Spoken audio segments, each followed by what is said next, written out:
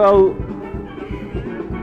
I got this line some time ago, and I always thought of building a getaway home for myself. And so, for a very long time, about 5 years, I went over a number of ideas of what this should be, and I came to this tiny home concept that made quite a lot of sense. And I took the opportunity to just follow that path. I started binge watching tiny home concepts, the functionality, the practicality, the cost savings, etc. And to my surprise, they were building tiny homes in Guyana, Volcan, and another place called Dura Homes, but it never took off. This tiny home, Olive Morris House, is actually the concept of what Volcan had did.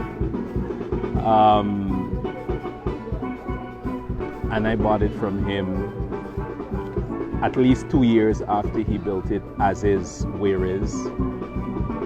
In the process of building it, I invited quite a lot of people from time to time here, and they started putting ideas in my head. And that's how this morphed into Olive Morris House. I just decided to pursue the concept of a tiny home for relaxation, and now it's tiny home for relaxation at a price. But that's what probably the normal customer would see. But here we try to sell solace, cheerfulness. The colors depict cheerfulness. Solace in the dead of the night, not at an event like this, clearly you wouldn't get it, but the place is very quiet, very peaceful. It's located in this community of mostly indigenous people who we get along quite well, and they are the mainstay of how things get done at a moment's notice. So I wouldn't say this born or grew out of any entrepreneurial spirit or any such thing. It's just a personal idea. My profession is basically a project manager. I manage quite a lot of projects, plan projects, implement projects, and why not? I treated this as a project, and every single indicator went over time, wasn't what it should be, and the place is still not completed. But we're trying to be practical, and so we decided to open once people appreciated it. We just open, and we'll build as we go. So what I learned from that is build as you go is really related to surprising the customer every time he or she gets here. They see something new, they see something that they value and appreciate, and they begin to feel like, when you spend your money at Olive Morris House, you are doing something of value, because you can be sure when you return another time, something is going to be different and pro-customer. Who is Olive Morris? Olive Morris is my mom, actually. She lives in the UK. Olive Morris is my mom, and I have a little British in me, so the concept of an Olive Morris house, it's just like the Chatham House, so the concept of the Olive Morris house is very British. So she lives in the UK. Her name is Olive Morris House, and why not? Also, I'm not important in this process, For me, this is just a project being developed for consumption by the public, and hopefully at some point in time people will come around to appreciating it. My, if you want to call it, technical know-how comes in because I know for many years that quite a lot of the tourism dollar goes back to the foreign country, and it goes back because when you visit a place, you tend to want some of the similar things from your hometown, right? Food and stuff like that, quality of services, if you have that in your hometown. And so I think that a lot of non-national tourists would come and and may or may not appreciate those things. They may or may not appreciate black water. They may or may not appreciate groundwater. So this addition of a little cooling pool was to kind of develop that concept, because later we plan to put a huge pool, 30 by 15 pool at the front, and also to have it as a cooling agent. You know, the place there is very, very hot in the sand. But I think what Olive Morris House respect is the Guyanese patron and the Guyanese in the diaspora, you know. We are featured in arrival and departure statistics almost every year. We're probably among the top 5, and that is not because we have new people per se, but because it's a lot of people from the diaspora visiting home. So we try to make a pretty localized product of quality that, you know, Guyanese can appreciate, you know. And so we are willing to negotiate with the local customer and give something of value to them. Over time, we hope that they will come to appreciate that. We had a lot of worry here about, you know, what people would do, wouldn't do, and, you know, when you're in business, you're taking risks, you know. From the time it came out to my head that this is business and this is not really personal, then you're a risk taker. So it started from me being very close to the project, to me being practical and responding to people's needs. You know, today most people here got problems finding the location, and that's because I thought that there should be some bit of mystery towards finding the location. So when you actually get here, you're like, and you relax, you know, over some nice coconut water or something like that. But am I dead wrong? You know, people are not interested in turning and looking and searching. They get frustrated and antsy, and they want to turn back. So that's something that we have to fix. But that is a reflection of the project being personal to me, as opposed to practical and responding to people's needs. Now, today is the farm open. Seeing people here, appreciating what you have been able to do here, and saying that they would like to come back. What is happening? I don't know. I don't believe things that easily, you know. I appreciate the comment, I appreciate the fact that they like the place, but until they come back, you know. And that's part of the business mind speaking. The appreciation comes from the fact that they appreciate what I've done, how I've done it.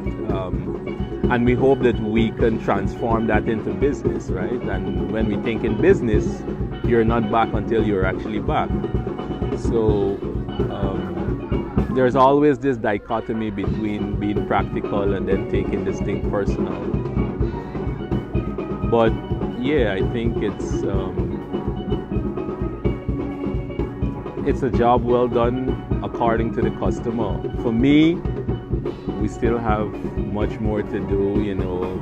We were laboring to get a few things in place, and you can still see some glitches here and there, and but the people appreciate it just the way it is, you know, so why worry? Now, Olive Morris House is located in Yarra off the Suicide Clinton Highway. It Now, is. the Suicide Clinton Highway has many such getaways.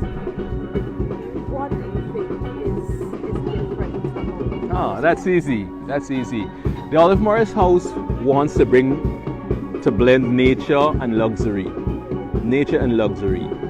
You know, you can find a lot of places here, but they have a different product. You know, everybody try to differentiate the product so that they can charge a price, premium or not, but they all have a cluster of various things to offer which are good. You know, in fact, just the other day I was at a resort in Kuru, and I enjoyed it totally. But Olive Morris House tries to blend nature, as you can see around us, with luxury. So that's why you'll be here in the comfort of air condition, hot and cold when you're ready to bathe with a rain shower. You'll have all the modern amenities. You'll have internet and communication. Soon enough, you'll be able to book and do everything online. You can chill out in the outdoor jacuzzi. You don't have to necessarily, get your feet sandy. So I think that's the difference. Outside of that, I don't think we offer anything different to anyone else. I think every product that is being offered on the highway has its own unique touch. As we develop, we would like to be very inclusionary on how local products are manifested. So for example, this place is all wood.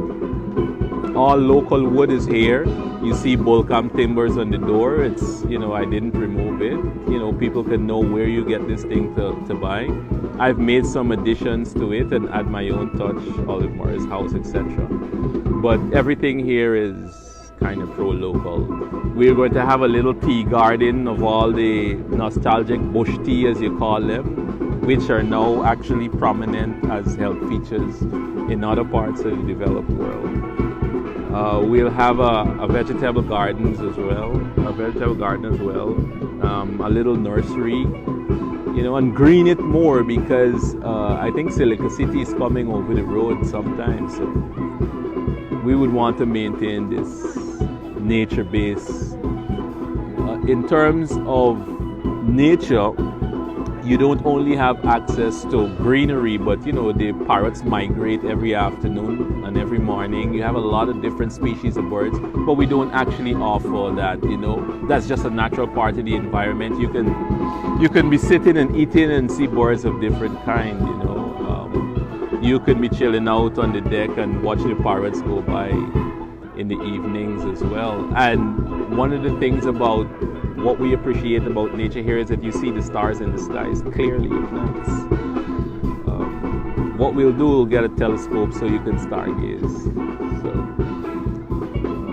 So persons can, if they wish to overnight, they can come. Yes, definitely they can overnight here. In the cabin itself, we can sleep 6 people if it's a group. In these tents here, it's actually 2 rooms. You have air beds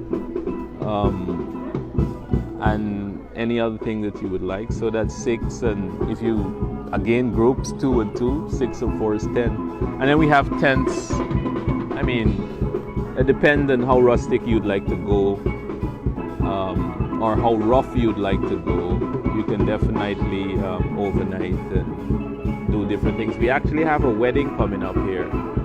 And this was not an idea that we sold. It's just that someone saw the place and thought, hey, it would be good if I get married in this place, a little quaint wedding. And so I said, no problem. And then suddenly I became a wedding planner. So it fits into the building. Yes.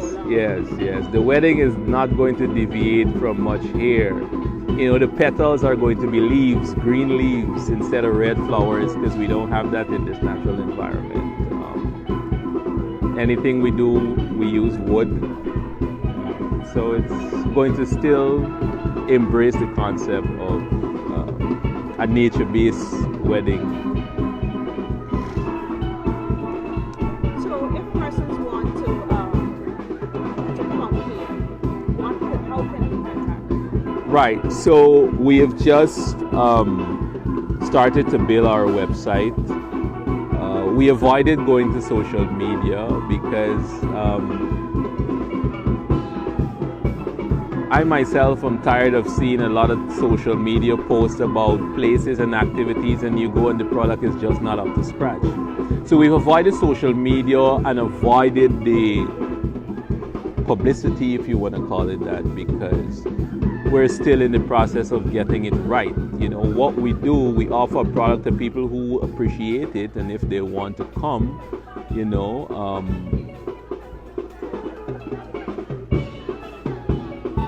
we have a network of persons through which the engagement has occurred so far. So far, the people have stayed here are people who I know, or people who I know through people I know, and well, today's a new launch. we'll seek now to go a bit to social media and begin to lobby, if you want to call that, for people to come. But we try to be as transparent as possible in providing information so you know exactly what you're going to get when you come here. I asked the person whose wedding is going to keep here that she must put, this is sand, the sun is hot, the rain is heavy, you know, you may get 1 and 2 bites between the hours of 5 and 6. You know, everything in this environment can be a challenge for people who live in urban spaces. But we also have simple solutions, and we assume that when you come out here to appreciate what's here.